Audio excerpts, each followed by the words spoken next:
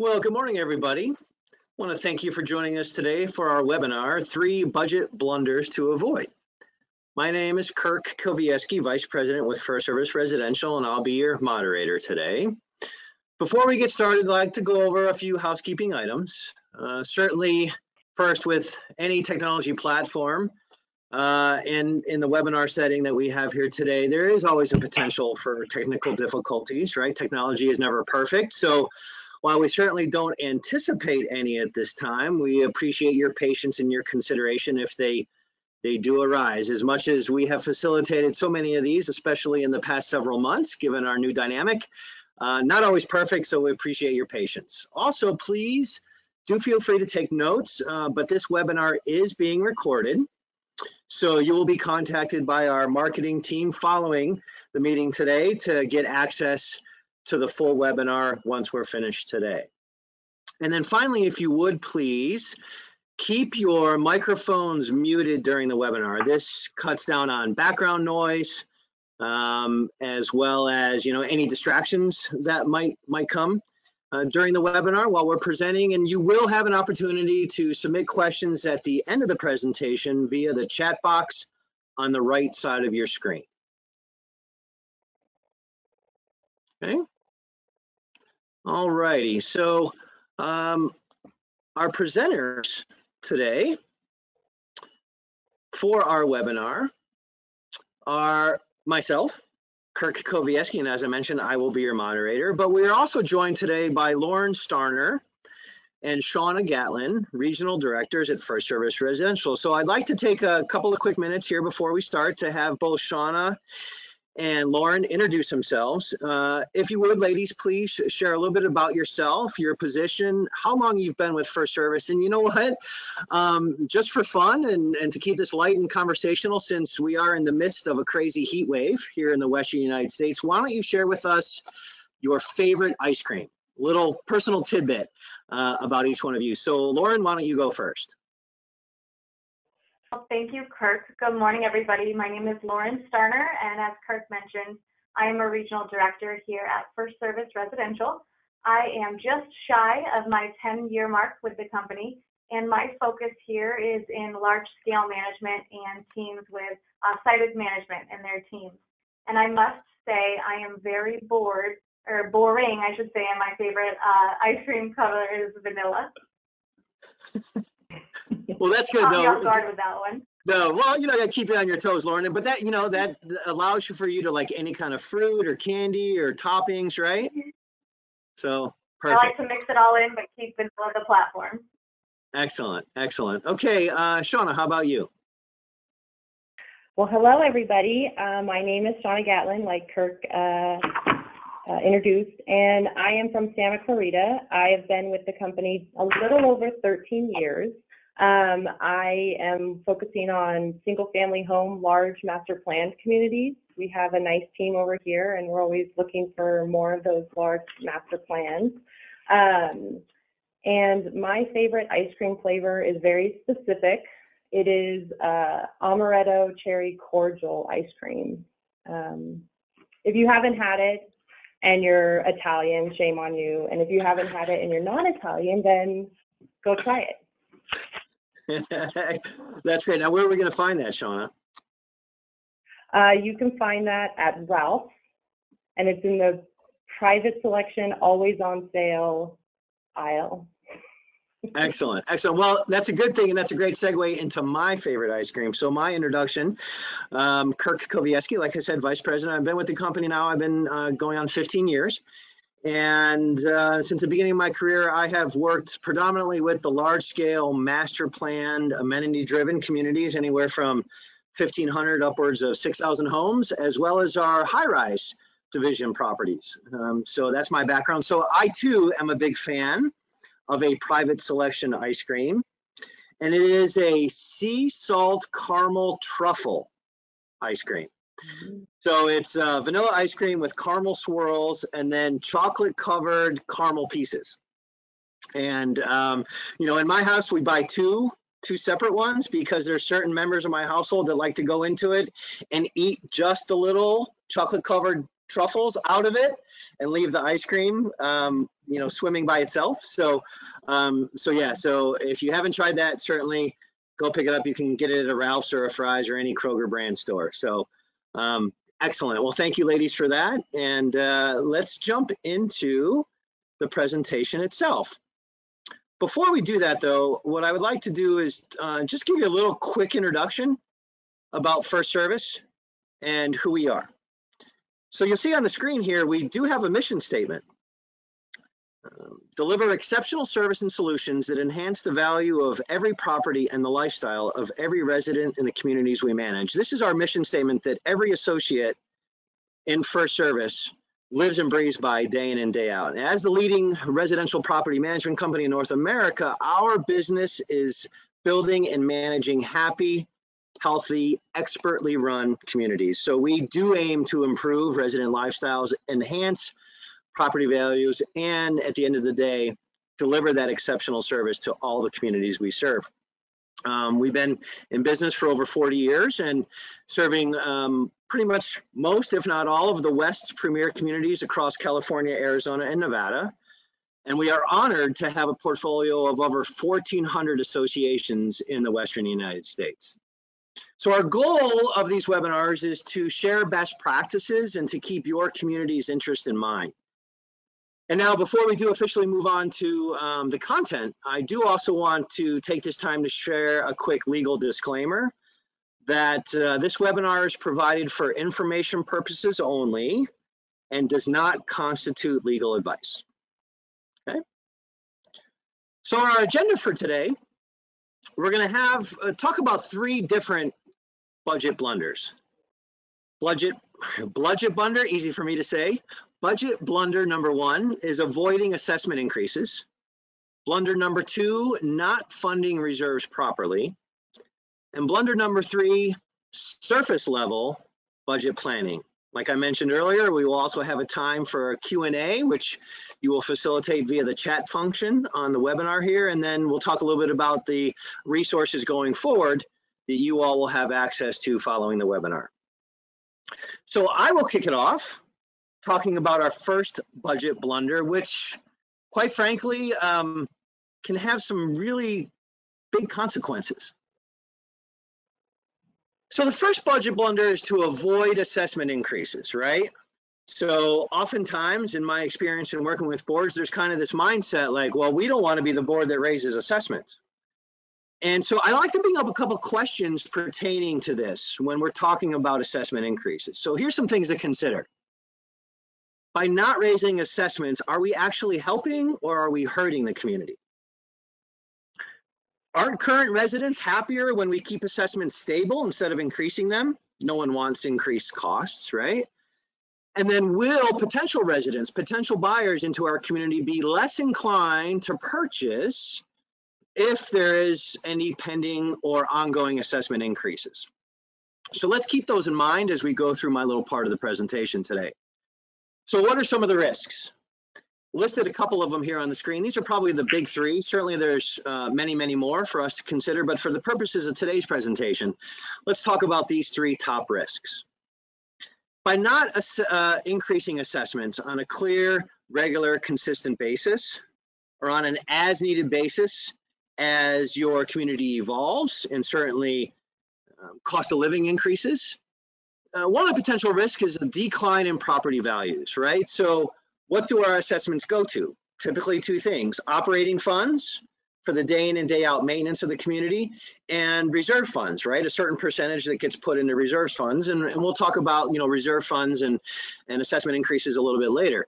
So by not increasing assessments on a regular basis or on a usual as needed basis, then if you are not adequately funding your operating costs that go towards maintaining landscaping, go towards maintaining your clubhouse, go towards maintaining proper administrative function levels, by not doing that, are you truly keeping the community nice and pristine, and that curb value, that curb appeal that we always want to think about as we keep our community relative? So there's that potential decline in property values. Okay, so let's say we go a couple of years because we want to be a great board and we want to be the board that never raises assessments, right? Puff our chest a little bit. Sounds good in the moment, but what about when, let's say we haven't raised assessments in 3 years and then all of a sudden, oh my gosh, operating costs have gone up.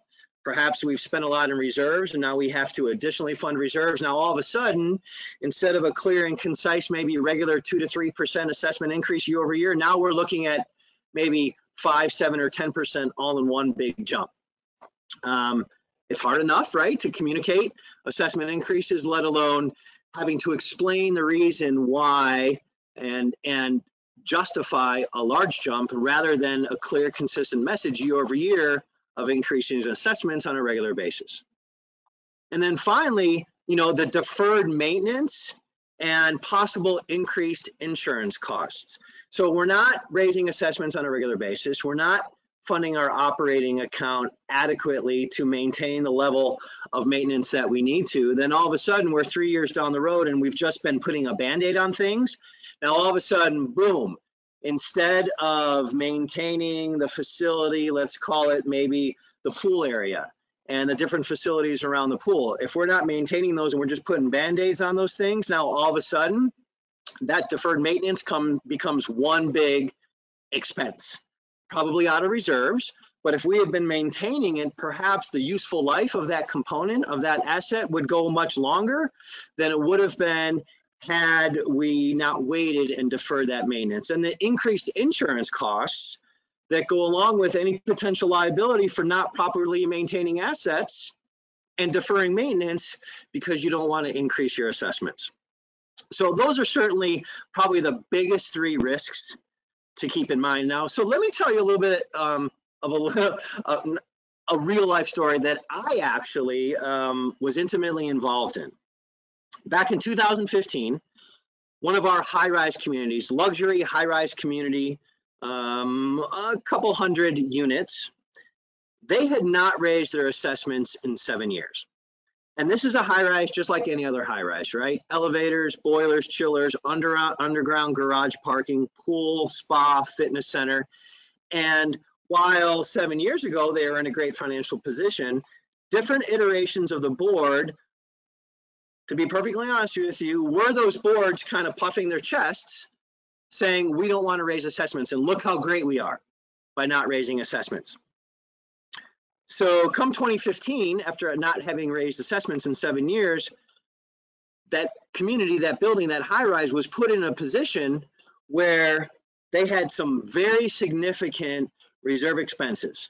They had tried to the best of their ability to cut operational costs because they weren't raising assessments. We got to a point at the end of the day that we had to go have a conversation with this board and be very transparent to say, because of boards before you, we only have limited options to, 1, adequately fund your operating account, and 2, get your reserves to where they need to be. So at this time, you'll see on the bullet point here, the 3rd bullet point, at the time, the reserves were only 36% funded. We ended up having to do a couple of different things. 1, for the period of about 8 months in 2015, we had to stop funding the reserves to the tune of about $10,000 a month in order to adequately fund operating funds. Now, that was just a temporary solution. What we ended up doing, and this is probably the number one thing, the number one takeaway, it's in my next slide with best practices, what we ended up having to do is to be fully transparent with the owners in the community, in the high rise, to let them know that, hey, first of all, this is the position we're in. But yes, it kind of stinks that this is our position, but guess what? We have a plan. First Service, as the management company, in partnership with the high rise and with the board, we sat down and mapped out a very clear and concise plan for getting them to where they need to be. So long story short, after developing this plan, we were able to put this 3-year plan in place where we had to have the tough conversations about raising assessments 10% every year for the next 3 years. Had multiple town hall meetings to explain the why behind the what to the residents, and ended up after that, through that 3-year period, we took the reserve funds from 36% up to 70% in 3 years. And we are happy to say that they just did a complete renovation of the lobby, of the pool area, brand new gate for the garage, maintaining high quality facility in the past several years. And now they are currently sitting, even with all these renovations, at an 80% reserve funded level. And since the 10% increases in up to 2018, that board has clear and consistently raised their assessments every year from 3% to 5% just because costs go up. And they, knock wood, will never be in that position again. So what are some of the best practices? I mentioned it. Be gradual, be consistent, avoiding that dramatic increase and those unexpected changes. And quite frankly, if you're in this position, just be open about it, be transparent about it. You know what? Here's where we're at, but put together a clear and concise solution and a plan, and explain the why, not only behind the circumstances, but the why behind where we're going and how we're going to get there. So in partnership with your management company, with your management team, with First Service Residential, as difficult as that situation can be, if you keep in mind the risks, keep in mind the story of what could happen, kind of worst case scenario, and keep in mind these best practices, you will be much more well positioned to not be in a problem situation in the first place. So that being said, I'd like to now turn it over to Lauren. And Lauren, if you will, tell us about your budget blunder number 2, not funding reserves properly. So healthy reserves. So our next budget blunder is not funding reserves properly. So what is a healthy reserve? It's not always a magic number or a percentage, but specifically for an association, are there enough financial resources available to complete the major repairs or replacements on the common elements and components of a study? So what does that not look like? Not funding the reserves properly. If you don't have those financial resources, there's some serious and sometimes detrimental consequences for the membership. And so there are questions as a board that you want to consider right off the bat. And first and foremost, I would ask, how familiar is your board with its reserve study? And when did you review it last? Are you ensuring that the reserves are properly funded for expenses, whether those expenses are planned or unforeseen, unplanned? And do you conduct regular reviews of your budget to ensure that the reserves are going to meet expenses? And so this review should be happening on an ongoing basis and at least at an annual level through the budget process. So it's so important, as Kirk mentioned previously, to really lean into your reserve study specialist and your management and really ensure that you're understanding all of the recommended contributions and how they are going to impact your overall assessments and funding levels. So if you answered no to any of those questions, or if you're not reviewing your study often enough, there are definitely going to be risks that are going to take place. So some of your risks are obviously going to be surprise maintenance costs or special assessments. So these can be significant and damaging to a community, especially when the membership can't afford a special assessment.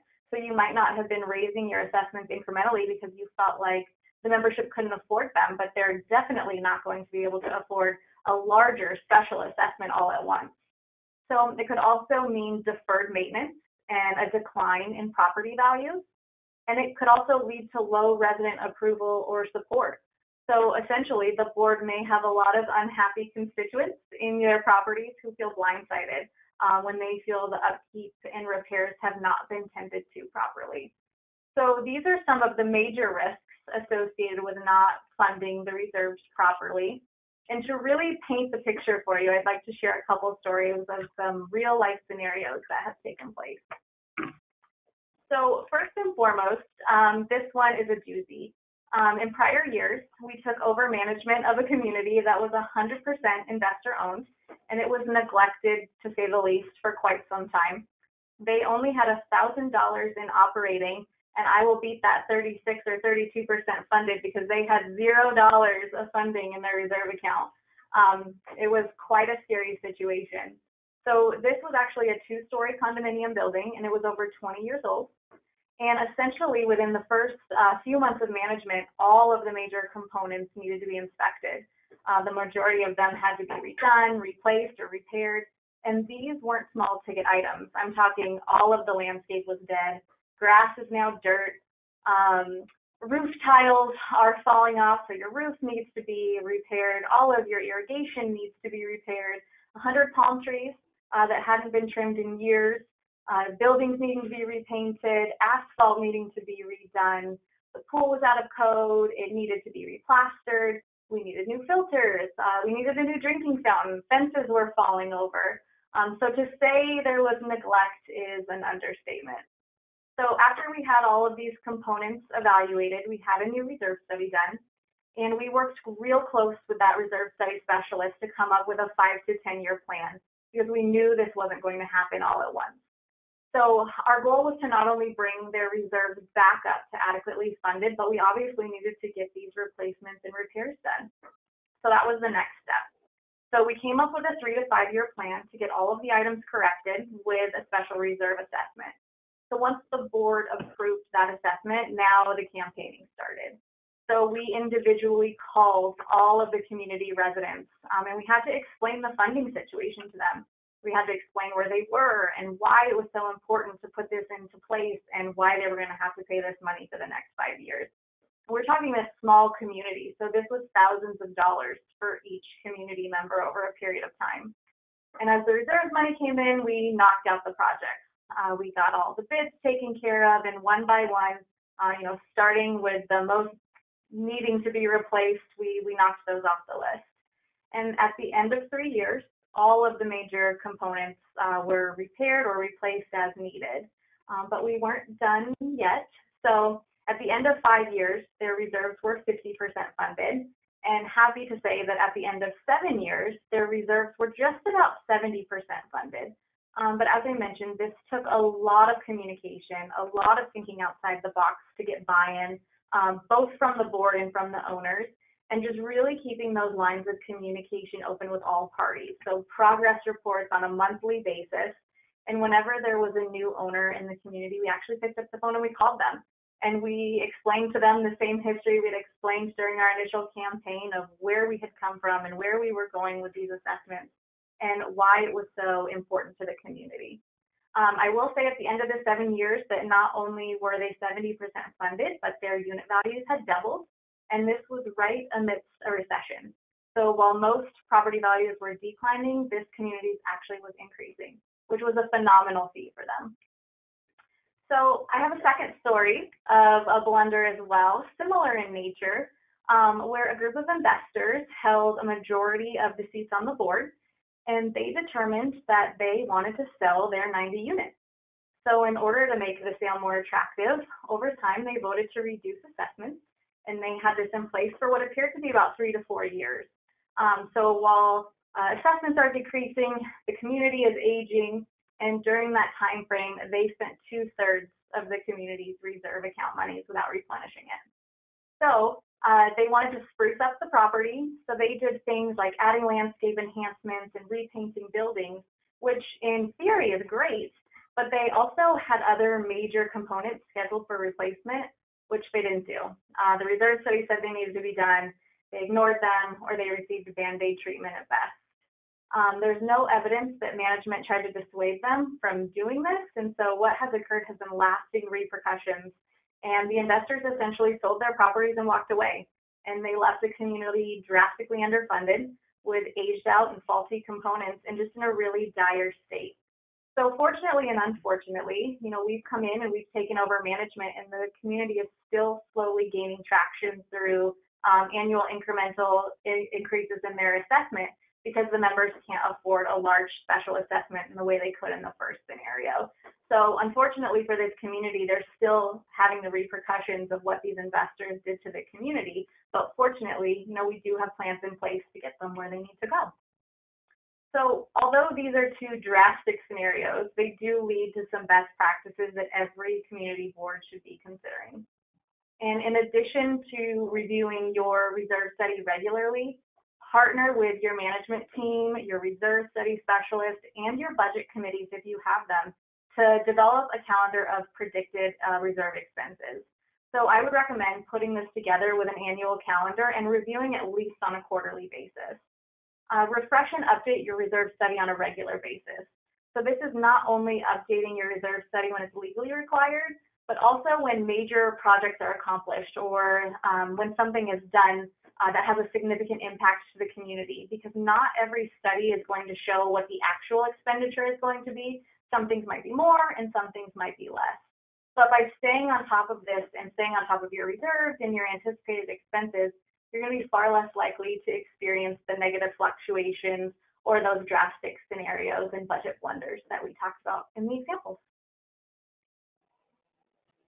Excellent. Thank you so much, Lauren. You know, it's really timely in any season, certainly sharing about, you know, the reserve topic. We did a 2019 First Service did a nationwide board effectiveness survey, and our survey found that 85% of all the board members we surveyed said that having a healthy reserve was their highest priority, right? So definitely great information. And, you know, had I known in advance we were going to have a competition on, you know, the biggest worst case scenario story, I would have maybe found one, you know, that was, you know, a little more extreme. But, you know, you're in the lead so far, Lauren, so good for you. Thank you. I don't know if you're going to find one more extreme than that, Kirk. No, that's definitely pretty extreme. So thank you again, Lauren. Appreciate you taking the time to share that information. So now I want to turn it over to Shauna. And Shauna, with our budget blunder number 3, you have some fantastic advice to share regarding the third one we want to highlight, which is telling us about your experience with budget planning blunders. Yes, thank you, Kirk. So now we know don't not increase your assessments. I like to use the rule of thumb that you'd rather tell everybody when you're increasing those assessments that it's the cost of a Starbucks, because everyone can afford just one more Starbucks, versus something much larger. That's just not a fun conversation to have. And then we want to keep our reserves healthy. And then what do you do about budget planning? That's what I'm going to talk about. That's my budget blunder. So the first item to consider is how often are you looking at your budget? Are you taking a detailed and consistent look at it on a monthly or an annual basis? You know, I know a lot of boards have really great treasurers, and then the other directors might just lean on that person. But the whole board should be looking at the financials every single month. It's so important. It's you should kind of know it and know what's happening, not at budget season that you have a problem with your water bill or you have a problem with something, but throughout the year so that you can fix it and obviously save money. The other thing is, how far into the future do we look? Do you look at the next 6 months, 1 year, 3 years, 5 years? And I would say option D, which is all of the above. We should be looking forward in the short term, in the long term, and the in-between. On the slide, it talks about a survey where it says 38% of board members say they regularly review their financials and have a good handle on their best budget practices, which is scary from a manager's point of view. We would hope that's much farther up and that most boards are looking at them regularly, but that's what came back. And really, a lot of you should be in your budget planning right now, or at least getting started with it. We have our majority of associations are in their budget calendar year end, so they have a December year end, and now's the time to start working on that. If your management team hasn't already started it, now's the time. So this is very timely. So essentially, what are the risks if you're not doing proper budget planning and you're just doing it on the surface and kind of checking the boxes of what the civil code or law requires? The first one is insufficient operating funds. This is obviously a problem. It's just like our own bank accounts. We don't want to live paycheck to paycheck. We want to have a few months of assessment revenue sitting in the bank accounts. We want to be able to pay vendors or pay that insurance premium that may come once a year. So we definitely want to make sure that your operating funds are there and we're able to write checks for you. Unstable vendor and utility costs. The utility cost is an easy one. You see something that's weird on your financials, looking at it month by month, these can be red flags. You can see that there's a major problem on your slopes that you wouldn't know about on your irrigation and your landscaper is not picking up on, but you have this crazy water bill or your gas bill is really high from a broken pool heater. So those are great examples of why you can be looking at these financials and they're giving you clues as to something that's going on in your association. And unstable vendors, if you're having something where your vendor is giving you, their costs are all over the place, that's a conversation you need to have. And being able to plan your budget and talk to your vendors every year and really know where your money's going is really going to help you in the long run. And then an inaccurate picture of current and future financials. So there are those budgets that we see that are very broad. The categories are all lumped together, and you really don't know where the money is going. And so budget planning and taking an in-depth look at your budget and being able to categorize things where you know where your money is going is going to give you that accurate picture of your financials and allows you to plan for the future so that you're not in one of these terrible scenarios that we're all trying to find the absolute worst. So I'm going to talk about an association and what could happen and what you don't want to happen to you and your association. It is not as bad as Lauren, so I will say that. But it is a older 30-year-old condominium community. We love to pick on them, sadly. It was an apartment conversion complex, and plumbing was the main issue. This association was just bleeding money. They were fixing leaks regularly. Their plumber was becoming a local. He knew the names of residents, which is a really great thing for customer service and a really bad thing for your bank account. That means that your plumber's there way too often. And they were budget planning for Band-Aids. So they were just putting a Band-Aid on the plumbing. The board and the management company that they had was thinking very short term. They were thinking just how they can stop the bleeding.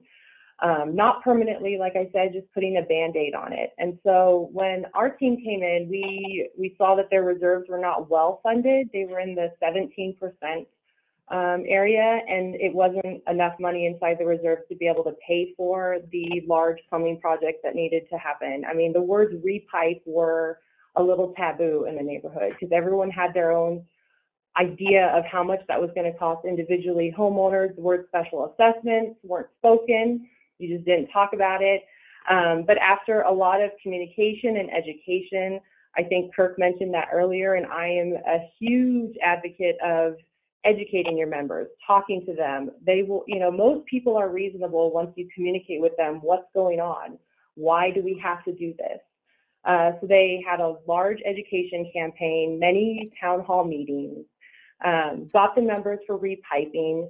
They went through, should we do a copper repipe or some other kind of repipe? They laid it all out there for all the residents, got a loan, and got a special assessment approved.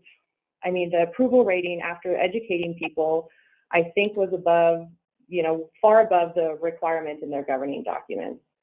The result after this was, after 5 years, the association continued to increase their reserves. I think they're up to in the high 70s now, which is great for them, for an older community that still has other large reserve and maintenance expenses, keeping their dues down so that they, can keep their property values up. We know it's a juggling act.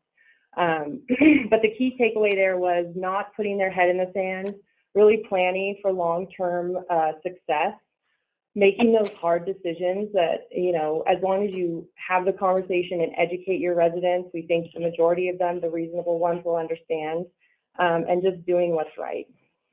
I do have one more example that's not on the slide that I'll quickly just talk about, and I think everyone can relate to it. Even if you're not a apartment conversion condo community, I had an association with a lake. A beautiful lake that had cranes and lots of wildlife in it, and there's a small amount of vendors that will maintain those lakes. And we had a vendor that, talking about an unstable vendor and their costs, it was every month. It could be $1,000, $3,000. The board just didn't know what was going on, so they took their best practice and met with the vendor, had the conversation, wanted to know why, and they did this early on in the process. They didn't wait year after year. So that's why it's so important to look at your financials every single month. They were able to see, like, why is this happening? Sometimes it's for good cause, and sometimes it's because you just have a bad vendor. And in this scenario, it was the latter. There was a bad vendor. We were able to get another lake maintenance vendor that had a set dollar amount that was under $1,000 a month, and we've, after 10 years, literally never had a spike in that fee, which is crazy compared to what we were spending, which was sometimes $1,000 up, sometimes $5,000, with some crazy explanation had to do with algae or bacteria or something inside the lake. So, you know, talk to your vendors, look at your budget and your financials month by month, and really make those good choices. And so for best practices, you know, we talk about the what if scenarios and potential future expenses. I say just, you know, always look, don't be afraid to make those tough decisions. Don't just look at the short term. Don't, you know, ask yourself if this is a Band-Aid or if you are really treating the problem on a permanent level. And what are the expenses that we could have in the future, you know, as the community matures. And then work with your management company to ensure you have a draft and a recommended budget in advance of the meeting. So sometimes your budget draft is not going to be great the first time because the conversation leads to other goals that the board may have or new knowledge that they didn't have when we created the draft budget. So it's going to take some time, so don't wait till that last minute, approve it in a rush to mail it out to the members. You know, spend some time meeting, you know, meet a couple times and really get a solid budget that you guys will know, and then you can look at month after month and plan for the future. And I think that's all I got. Excellent, excellent. Well, very, very great information, ladies. And so before we open it up for Q&A, what I'd like to do is just do a quick review, right? It's been about a half hour, 40 minutes since we've been talking about our budget blunders. So by way of review, here's our three budget blunders, right? Avoiding assessment increases, not funding reserves properly, and the mindset of just surface level budget planning. So here's what I'd like to do. Shauna and Lauren, think about this while I talk about like the two biggest takeaways from my budget blunder, right? So think about yours. Folks, what I would tell you is the two biggest takeaway from, you know, the avoiding the assessment increases is this. One, it should be done on a regular basis, right? Cost of living goes up. Depending on the type of community that you're a board member at, more than likely there's a good amount of assets, and assets are going to fail. If it's a high rise with elevators and underground parking, if it's a master plan community with facilities and pools and spas and fitness center, or a condo community that has multiple buildings with multiple roofs and maybe it's gated. Costs are not going down, costs are going up. So why wouldn't it serve to figure that our assessments would go up in the very minimum just to cover operating increases? And oh, by the way, utility costs aren't going down either. So big takeaway number one is to get into a mindset, into a habit of regular recurring assessment increases, even if it's only in the low, 2 to 3 or 4% year over year. And then being consistent with those assessment increases. My second biggest takeaway is communicate the why behind the what. Basically, that's HOA management or board management 101 anyways, right? We always want to over communicate and not under communicate.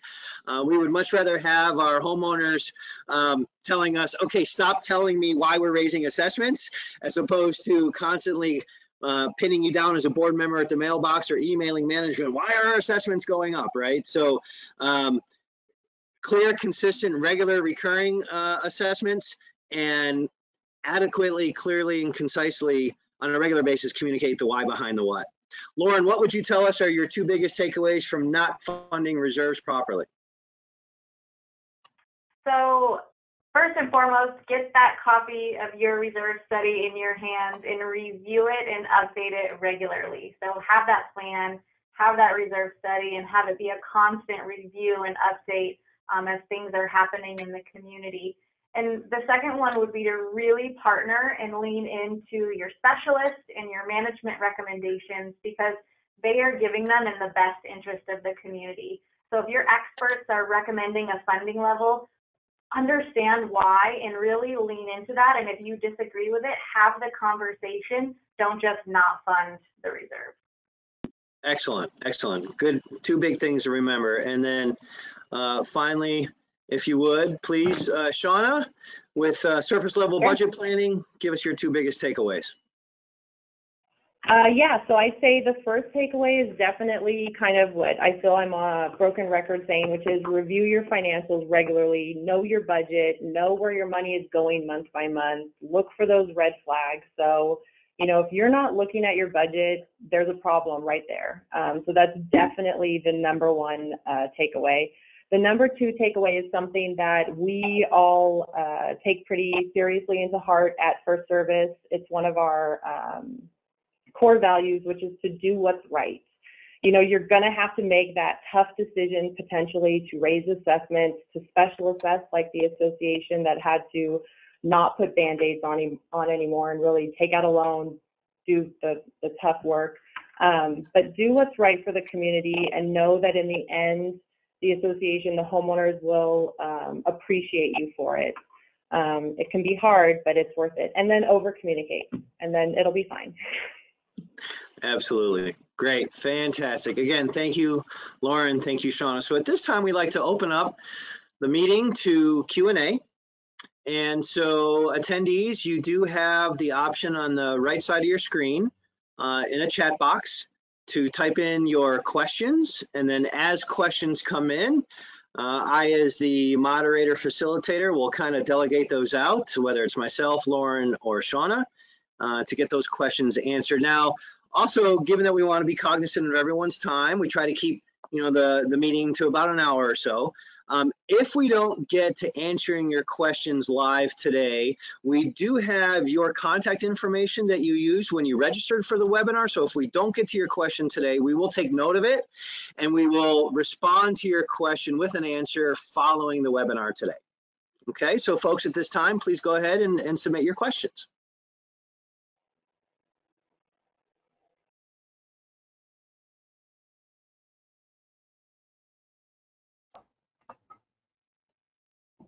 Okay, so we do have some great questions coming in. Let's start here. Mr. Morrison, Seth Morrison, thank you for submitting this. Mr. Morrison says, the hard question is how do we determine what a good percentage of reserve funding is appropriate? Wow, if we had a nickel for every time boards asked us that, right? It would be awesome. I would have a much fancier background here. When we get those questions. So how do we decide? So Lauren, since your presentation was about reserves, why don't you go ahead and answer that one? Yeah, so nickel, every time we get asked that is so true because it's not always the same for every community. So unfortunately, I wish there was just a magic percentage that meant it was great funding, but you really need to work individually with your specialist to look at your community and look at how you're funding your reserve accounts. What method are they using, and really it's, do you have enough money to fund your component? So unfortunately, it's not a magic number, but it really will depend specific to your association and working with your specialist to identify what that target level and percentage level should be. Yeah, that's exactly right. It's hard because we often get asked that question, whether it's reserves or, it's really hard because no community is exactly the same, right? And even then, from a reserve standpoint, I know especially like in the high-rise world, I might have two very similar high-rises with similar assets and, same number of units and pools and spas and fitness centers and garage parking and elevators, except one of them might be a couple of years older and they've been funding reserves at a higher percentage. So while on the surface it might look like, well, maybe our reserves should be the same as them, there are so many other factors that go into it that don't make it an exact science. But the other thing too, Mr. Morrison, to keep in mind, and this comes from the National Trade Organization that kind of the reserve specialist world belongs to. There's a range that the national organization has put in place that basically says if your reserves are 0 to 30% funded, that's considered a poor position. 30 to 70% funded is considered a fair position, and then 70% or higher is considered a good position. Now, granted, the fair position, 30% to 70% is a wide range. But the other thing with those three different percentage ranges, is that it serves to figure if you're only 0 to 30% in a poor, you have a much higher possibility of a special assessment if you're 30% or lower. 30 to 70%, that likelihood of a special assessment decreases significantly. And then 70% or higher, I can tell you in my 15 years have never seen a special assessment in an association that is funded 70% or higher. So hopefully, Mr. Morrison, that answers your question. All right, so next question. Let's see here. We're getting some great ones here. So again, reminder, if we don't get to them all, please know that we will get to you after the fact.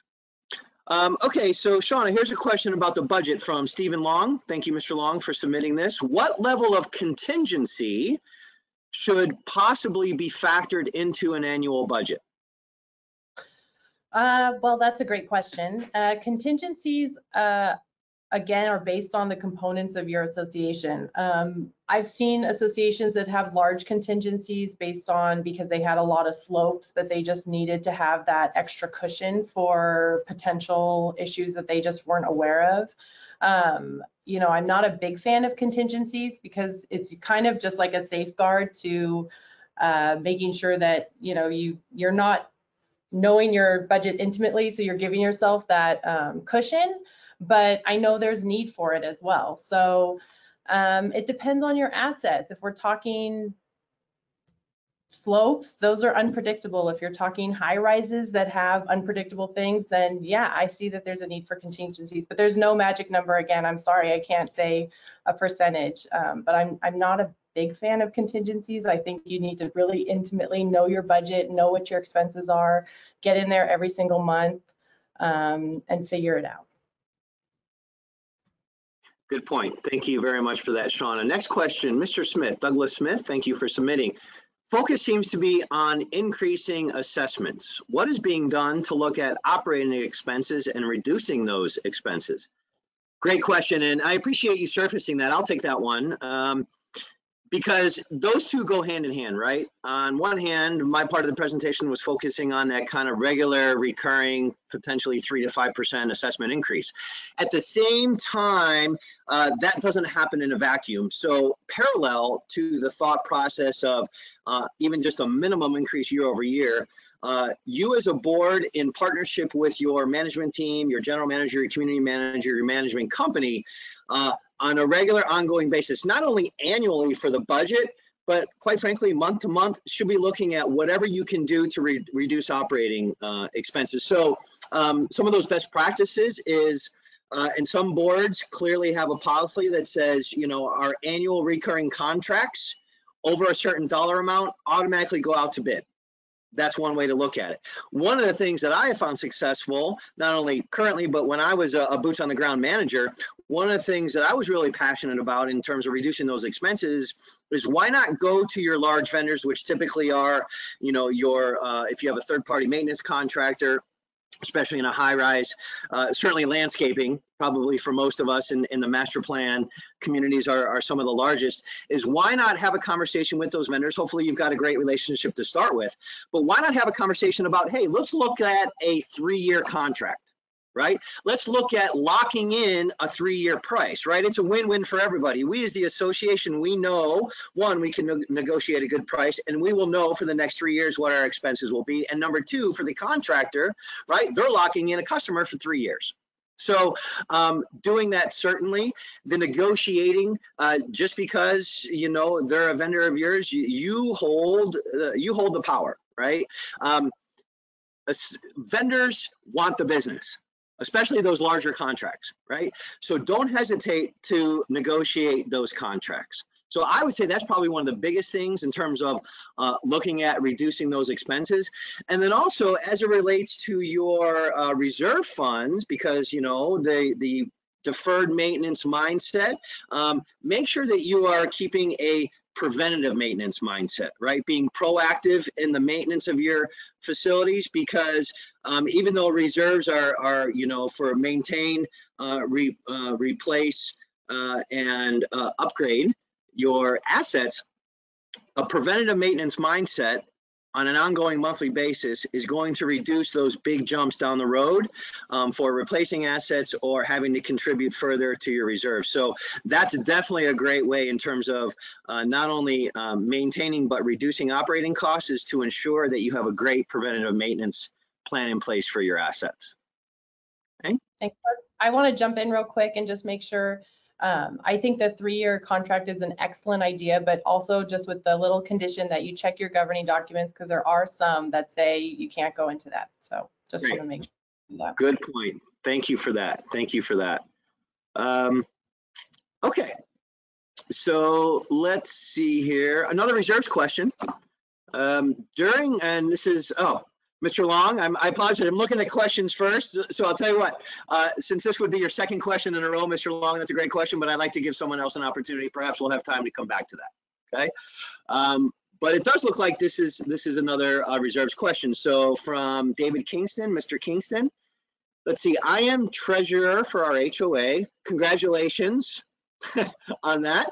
We conducted a detailed reserve study every year. In this study, we carefully reflect upcoming need replacements and additions. We maintain our reserves at 100%. Congratulations on that. I have been told by some members that 100% is too high of a level to carry. What is your opinion on this? So Lauren, why don't you take it? So I would want to look at this study and see if you go out in, the next few years, are you going above 100%? Because at that point, you might have a caveat in your documents that requires that, you give, if you're over 100% funding, are you giving that back to the membership, or what's the caveat in your location that you would have to do with that money? I think having 100% funded is great because you can replace all of your reserve components, but you do want to make sure that you're monitoring those levels so you're not drastically exceeding the 100% as well. Excellent. And one more comment I have is that I've had associations that looked really great on paper. They've had over the 100% mark and they were patting themselves on the back for doing that. But when you dug into the study, you could see that it was missing some components, or it wasn't accurately describing those components. So the study is only as good as what's contained therein. So sometimes you want to make sure, like, we're at 100% and we don't have a ton of money, but we have a lot of assets. There could be something wrong there. That's a really great point. Ooh, and I promise we didn't plan this, folks. So perfect segue on that point into Naomi Casillas. Hopefully I pronounced that correctly. Naomi's question is this: hello, we are a new community getting ready for our first budget out of developer control. Can you give us an idea of what a healthy reserve should look like? So Shauna, why don't you piggyback on what you just mentioned? So your reserve study percentage funding and what is healthy is based on what the component inventory includes and what they've created those asset values to be. So it's, you want to know your percent funded is the reserve analysts have decided you should have X number of dollars in your reserve account to replace your assets over time, usually over the 30-year period. And so you want to make sure that the components are correct. That's actually the most important part of the study, is that these components accurately show what it is that's in your community, and they have prices attached to them and useful life, the years left in those components properly defined, so that's kind of where the health of the study is. It's not so much on whether you have a 70%, 100%, or whatever. It's whether or not you have just a really great study that's detailed and has all those components listed in them and has their proper, what is the pool heater 5 years old or 2 years old? There's a lot, there could be misinformation. If you've gone and had different management companies, sometimes, information could transfer improperly, or, boards turn over and there's not that institutional knowledge to meet with the analysts. So when you have that on-site study with the analysts, which is, your governing documents and the law dictates how often that happens, you really want to meet with that analyst, go over all the components with them. That's what I would suggest as that new board from the developer controlled board, is to have that conversation with the analyst, which you don't have to wait until that study is required. You can go and meet with them and just make sure that that study is exactly reflective of what's in your community. And Kirk, can I also just add to Shauna's point before about those vendor relationships? you have vendors other than your reserve study who can help identify what the replacement value cost should be and what their useful life is. So I've seen where, you know, fitness facilities, your fitness vendor can come in and help you determine what the life and cost expectancy should be. So lean into them as well. Yeah, absolutely. And depending on, you know, on the west side, they use national average numbers a lot on these studies on useful life. And we have less weather in the west than they do in the east. So sometimes your vendors that are local know a little bit more than what the reserve companies or insurance company use as the replacement values or life terms of these the components. Excellent, excellent. Thank you, ladies. Okay, another question. Marty Keel had a question, and I'll take this one because it speaks directly to, and I promise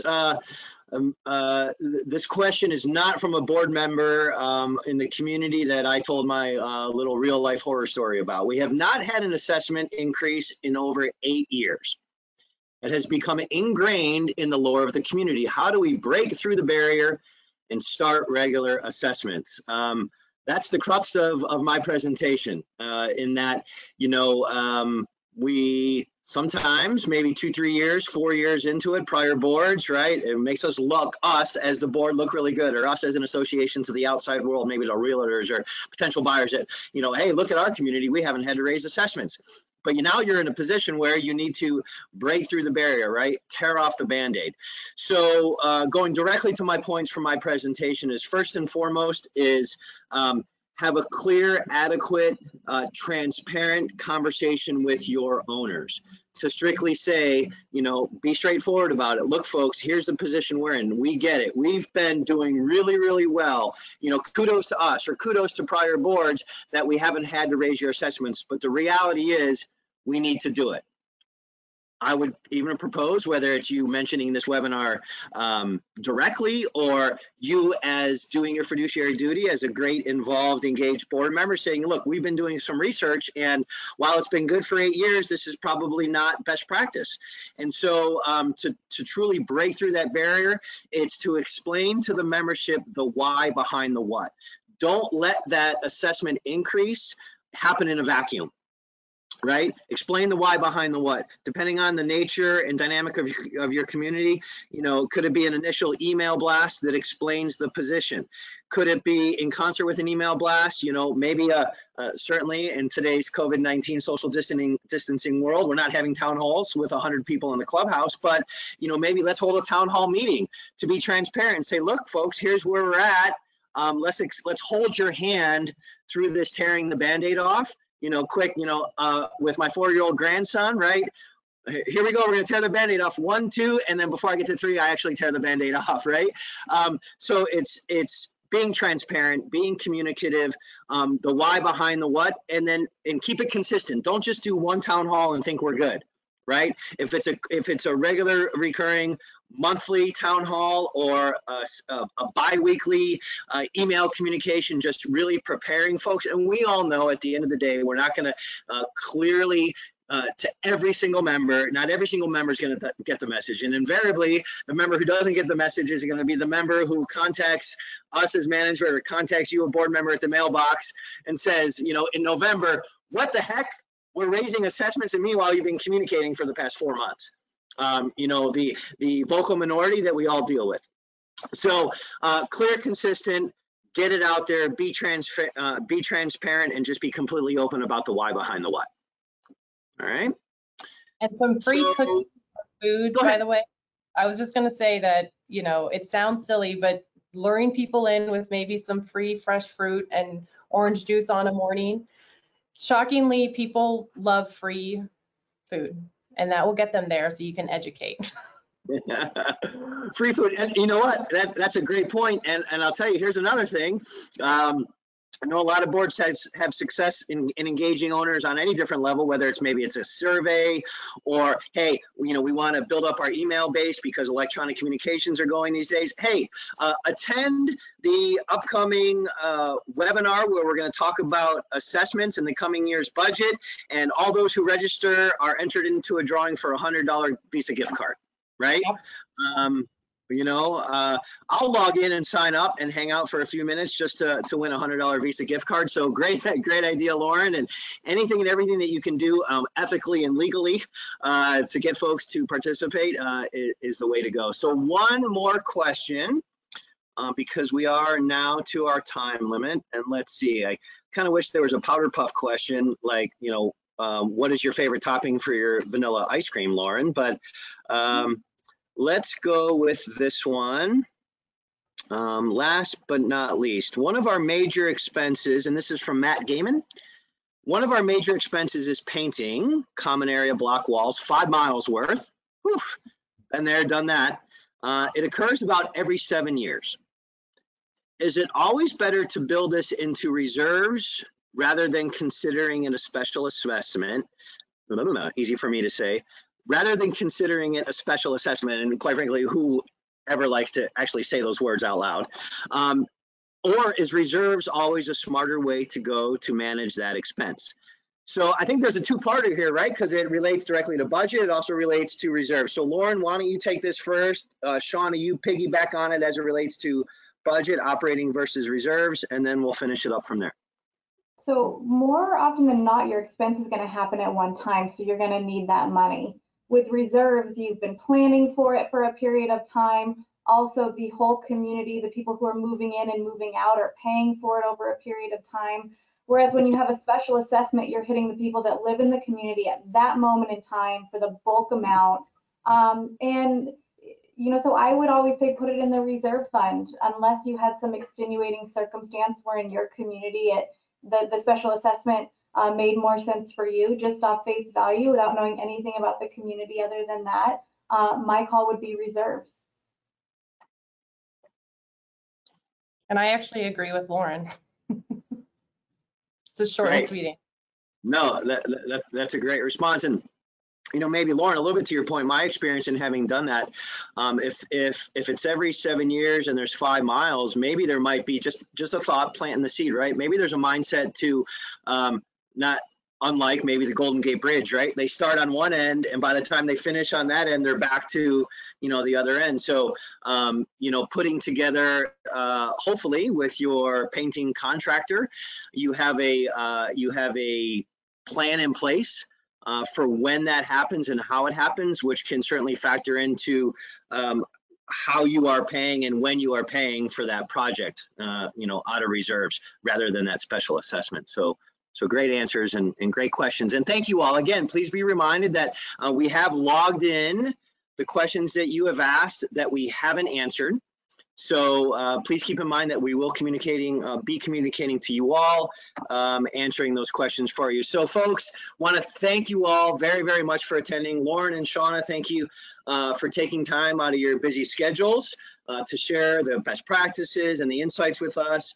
And certainly thank you all for your attendees attending this webinar. I saw at last count, we were upwards about 190 attendees. So we know you all are busy, and more likely than not, especially in today's environment, your HOA responsibilities as a board member are not tops on the priority list. So kudos to you from those of us as professionals in the industry that really do take the time to get educated and to be much more effective, thought-minded, engaged board members on behalf of all the members and your entire association. So please feel free, you can see on the screen here, to check out our resource libraries in the links above if you're interested in additional best practices and insights.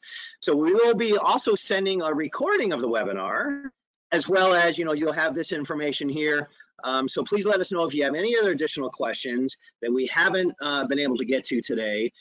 We are super, super passionate about educating board members and you being successful in your roles. So last but certainly not least, folks, in today's world, best wishes from all of us at First Service for health, for you, your family members, your friends, your neighbors, health and happiness. Stay safe, and we look forward to seeing you again. Thank you very much, folks. Have a great day.